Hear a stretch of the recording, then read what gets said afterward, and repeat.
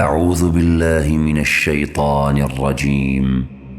فأقبل بعضهم على بعض يتساءلون.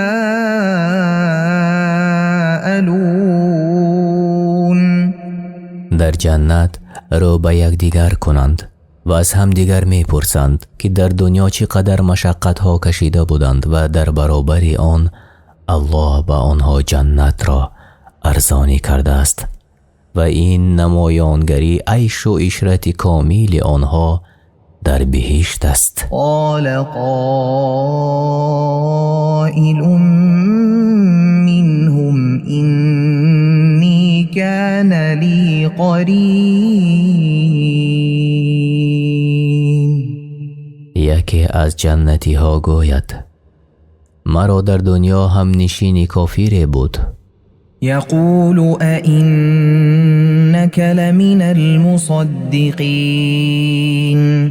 کی به من می گفت آیا تو از گروه آنهای هستی که روز بعث را تصدیق می کنند، یعنی بعد مردن زنده شدن را؟ أإذا متنا وكنا ترابا وعظاما أإنا لمدینون.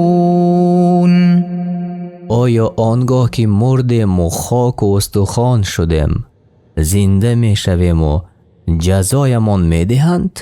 قال هل أنتم مطلعون.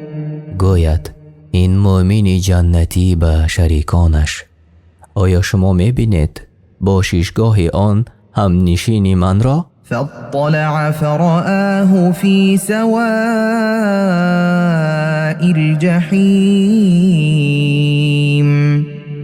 پس خودش از بالا بینگریست و او را در میان آتش دوزخ دید، یعنی انا همان هم نشین کافر را که روز بحث را دروغ می شمارید.